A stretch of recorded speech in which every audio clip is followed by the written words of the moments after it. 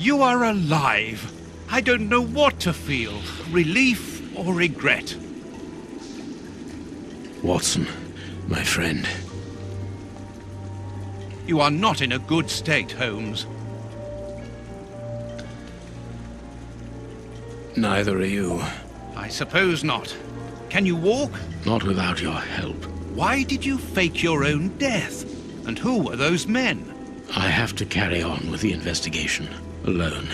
John, I'm innocent. I'm not an accomplice of those men. Look at me. Do I look as though I could be their boss?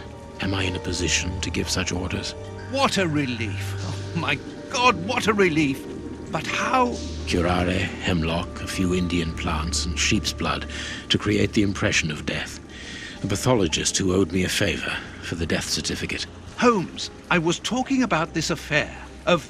I will explain everything, my friend, but we must leave here. Yes, let's go back to Baker Street. I'll help you. Lean on me. Home at last. I have missed this old room very much, Watson. I put everything back in place after Baines went through it, but I didn't stay here. I couldn't face it. Sit down, my friend. It is time for you to know the full details of this case. First of all, I must apologize for the distress that this has caused you, and for my behavior, which was, I know, quite abominable. I can only hope that by the end of this explanation you will understand that I behaved in such a way only to protect you, and that it caused me great pain to see your trust and confidence in me ebbing away. From whom or what did you wish to protect me? From Professor Moriarty. Moriarty? We should not have taken pity on him in that Swiss asylum. Do you remember during the case of the Awakened? Our indulgence has cost us dear today. He's responsible for the bishop's murder? Yes, but that was only a small detail in his plan. A detail which he had to eliminate, as it compromised the whole of his diabolical project. The bishop had in his possession a document which he suspected as being one component of a larger puzzle.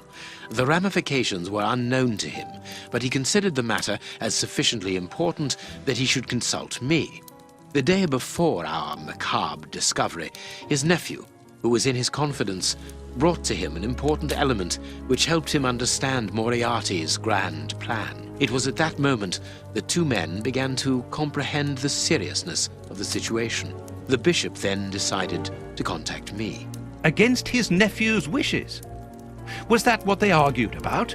Yes. But Moriarty found out that the bishop knew of his projects, and he arranged for his murder. The murderers were also supposed to bring back the document that the nephew, young Hampford, found, but they were unable to open the safe. What was the document? Evidence of Prince Woodville's implication in the project. The nephew must have retrieved it from the Royal Archives, where he worked. A link to the crown. Yes. Moriarty wanted to overthrow Queen Victoria and place the prince on the throne of England. But that's impossible. He would have needed to create an incredible coup d'etat. Patience, Watson.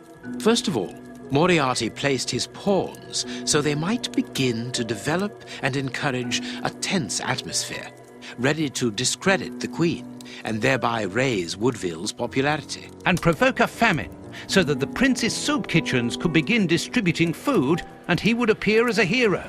Exactly. Moriarty quickly learned that I was making inquiries as to his plan, and, without wishing to sound vain, he knew that I was the only person capable of upsetting his schemes. He therefore set up a plan that I be discredited and thought of as a criminal. And you played along with him? Precisely. Allowing him to believe that he had succeeded was the best way of ensuring that his attention was no longer fixed on me. Why didn't you say anything to Scotland Yard? Did you not think it strange that Inspector Lestrade was away for weeks? What? You mean to say that Baines was working for Moriarty? I understand. The bishop's murderers were in the hands of this traitor, and you were therefore at a dead end after our investigations at the opium den. Yes, and Baines' authority allowed him access to the police archives. He changed and forged all the charges in the documents that you saw at Judge Beckett's house. It was also he who substituted the Samoan necklace for a vulgar copy. So that was why the judge went to Farley's, to obtain Baines's false information. Precisely. But they each found themselves as instruments in Moriarty's strange orchestra. Judge Beckett received entire books full of charges against me, and a journalist such as Farley will not hold back when he gets the chance to make the front page of all the newspapers in England. With regard to Farley, it was a mere case of professional misconduct. And to think that I held you responsible for the explosion at the judge's house. What a relief! But why did Moriarty have him killed? He was on the point of discovering that all the documents supplied by Farley, and therefore by Baines, were false. Exactly the opposite to what our enemy was anticipating. And where did the poison fit in all this? Unfortunately, I do not possess all the information on this subject. The first time that we saw the effects of this substance on the body of the bishop, the poison was evidently only at an experimental stage. It was much too potent to do anything with. Effectively. But in the second case, Kurt's, I didn't notice a great advance. However, there was one. The poison was no longer fatal. Yes, but the madness was still there. I should remind you that he attempted to devour his own dogs. Correct, Watson. But it was not the second case, as you supposed. Remember the number of other incidences of madness, either collective or individual, relayed in the press in the days prior to it. You mean to say? That Moriarty tested this dangerous mixture on a large number of guinea pigs. Apparently with little success, as all those people are now dead.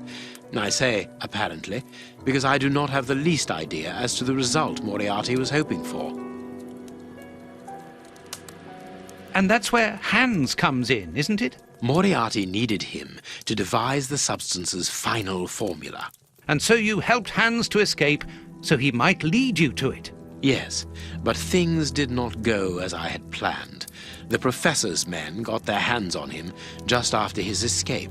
And you lost his trail. Yes, but I doubted that Moriarty would take Hans to his lair. To find him, I had only one trail, the bomb placed at the judge's house. The trail of the 3 Russian brothers. I found out about the mill by having the anarchists' trail followed by the children in my own secret police. Once again, their help was a determining factor. As regards knowing where to locate Moriarty's lair, I hoped to find the information in the attic of the watermill. I got to it only just in time before Baines turned up. And you were stuck then, weren't you? Allowing him to arrest you would have meant certain death. Regrettably. But Moriarty's plan worked in any case, as after killing Baines, I became England's most wanted man for the murder of a Scotland Yard inspector. And so you had to make sure that people forgot about you. Therefore, you orchestrated your own death so that you might continue your investigation discreetly. Oh, that was a terrible time for me, Holmes. I am sorry, my dear fellow. Well, the important thing is that you are well and truly alive. Yes, but it is not over yet. Moriarty will take action one day or another. You were saying that you had found Moriarty's hideout. Where is it? In an abandoned fun fair on the outskirts of London. It is quite certain that they are all there. Shielman, the prince, and of course, Moriarty. If Moriarty puts the prince on the throne, he'll have his hands on the reins of the kingdom. Her colonies, her diplomatic network, her riches, everything. Yes, including the army, the war fleet, everything he needs to help him conquer Europe. And eventually, I suspect, the world. Holmes, we have to be quick. His plan hasn't been put into action yet. Perhaps it's not too late. Let us go immediately, Watson.